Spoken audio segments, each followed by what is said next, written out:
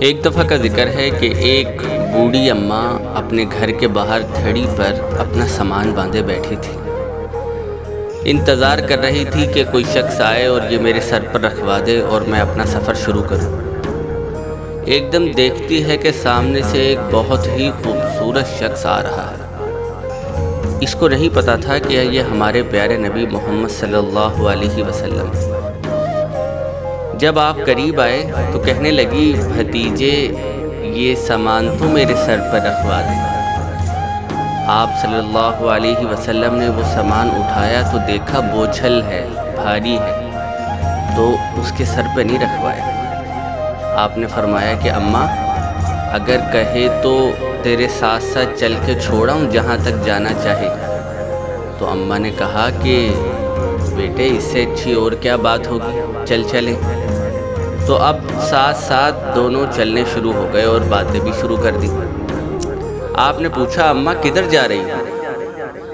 اماں کہنے لگی کہ میں نے سنا ہے کہ میرے شہر مکہ کے اندر ایک جادوگر آ گیا ہے۔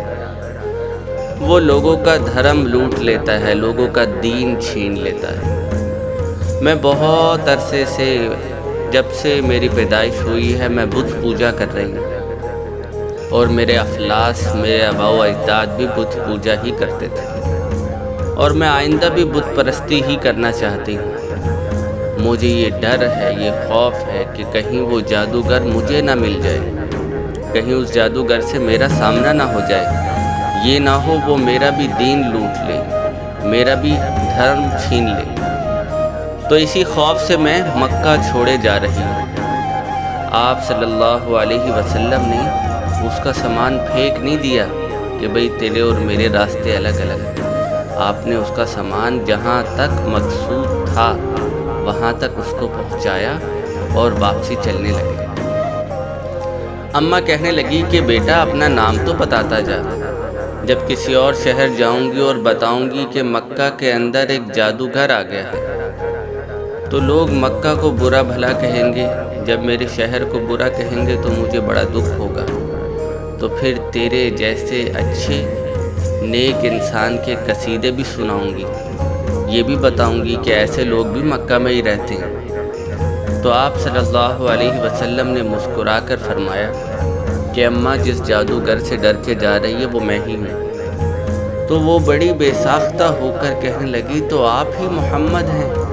آپ نے فرمایا، ہاں یہی میرا نام ہے۔ تو پھر آنکھیں بھر آئیں اماں کی اور کہنے لگی کہ آپ کا جادو پھر مجھ پر بھی چل گیا ہے، مجھے بھی اپنے ساتھ واپسی لے چلے۔ تو یہ تھے اخلاق ہمارے پیارے نبی محمد صلی اللہ علیہ وسلم کی۔ ہمیں بھی اپنے خلاف بات سنتے ہی ایک دم آگ بگولا نہیں ہونا چاہیے۔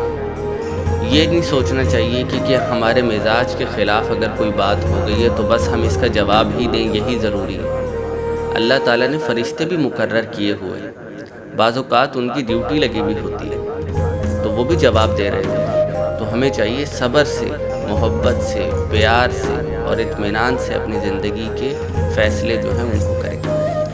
آپ سب بہت خوش رہیں، اللہ تعالیٰ سب کو شاداب رکھے، آباد رکھے۔ جزاک اللہ، اللہ حافظ۔